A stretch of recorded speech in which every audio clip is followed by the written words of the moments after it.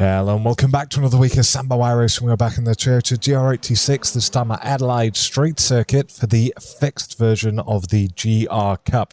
As always, we're going to do a hot lap of breakdown, then we will be back in the cockpit one final time in the driving line on. Any questions, let me know in the comments, and as always, let's start the hot lap.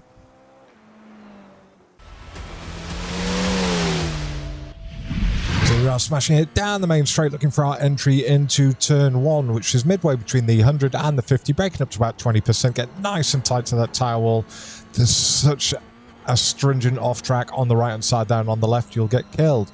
Right, now we're braking at the end of the road markings. I'll show you in the breakdown. Down to second gear, back on the gas. I was trying first for quite a while, but second is better through the majority of these. Back on the gas in second again, and again over to the left hand side, lightly on the brakes, on the gas, exit nice and wide, over to the left hand side at the 50, braking up to about 45%, cut the corner, back on the gas in second. I do love this new GR86 updates that they've done for this season. Feels like the sports car version of the Formula Ford. You can really throw it around.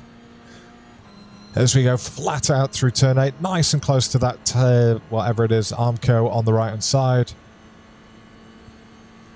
Now we're looking for just before the 100, braking almost up to full, wipe that speed off, down to first gear, back on the gas, use that curbing to help you out. We're going to get nice and tight here, but then go to the outside of turn 11. I dropped it down to first and had to go back up to second because I'd gone a little bit too tight. I had been using second through there, but it didn't kill my lap. This pit's straightforward, but I did shit out the apex on turn 14. On the brakes, it's about 80% because I was up on my delta and I didn't want to screw it up. Pin your ears back for the line, and over and across we go in a 1:30.9. Now, I have to say, this is my first time driving Adelaide, so if I've missed a really easy shortcut or anything like that, do let me know, and yeah, we'll do the breakdown lap now. Right, to those of you who have stayed, thank you. So first braking marker. So you see we've got the 100 and the 50, and you've got this sort of like a barber's pole on the right hand side. It's as soon as we go past the barber's pole and just before we get to the changing colour of asphalt that I've been using as my braking marker. So as you can see, just as we get to the changing colour of asphalt just up ahead of us, I get up to a peak of sort of 23%. I then trail that off and I get back onto 100% before the tyre wall, which gets incredibly close to me right here. And any further over to the right than I am right now, and not only do you get an off track, but you also get a time penalty, which was the bane of my life during this track guide session. Right, for turn 4, if you look right in front of us, well, I'll just show you going back, you see these lines, these dashed lines. It's at the end of these lines that I start braking. So as you can see, just as the last one disappears out of view, I brake up to initially sort of 85, 89%, back on the gas on the apex. There we go, right in the apex, I'm back on 100% in second gear. Head over to the right hand side, and we're going to use this 50 marker as our braking marker, and we go up to about 45-50% peak pressure, and again picking back up on the gas. Now I went a little bit early, had to get out of it, and then went again, which probably didn't help my time, but probably only cost me a couple of hundredths.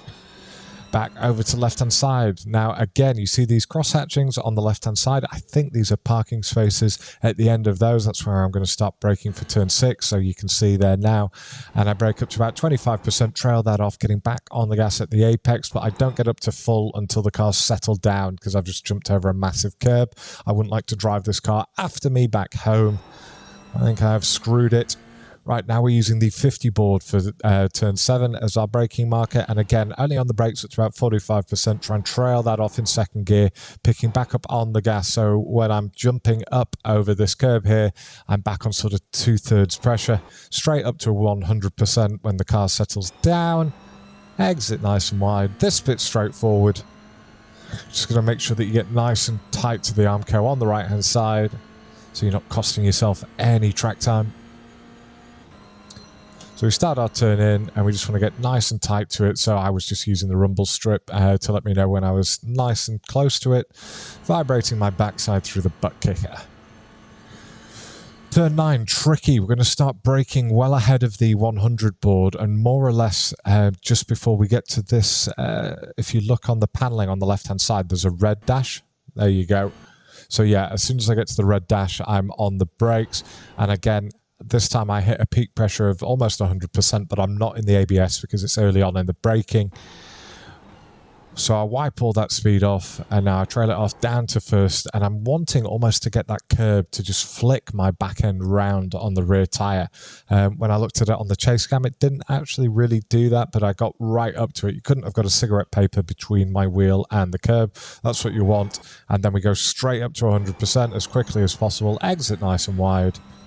We give ourselves a little bit of room to the right-hand side so we can swing back here, but we want to go over to the right-hand side where it says Repco, and we're going to start braking just after the 50 board on the right-hand side, and we reach a peak of, what, 68% I saw there. I'm going to trail that off. Now, normally I would be keeping it in second gear, but if you look, I probably turned in just a touch too early. I saw that I was going to be taking this curb, so I dropped it down to first briefly, was back on 100%, and then just a quick change up to second gear.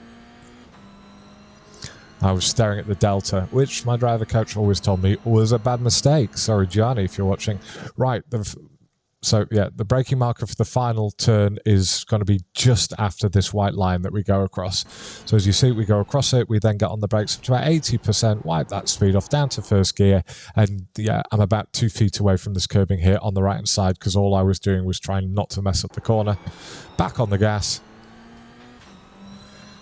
And just straight over for the line. We've got one final version coming up next with the driving line on without me talking, which you will be thoroughly happy to hear.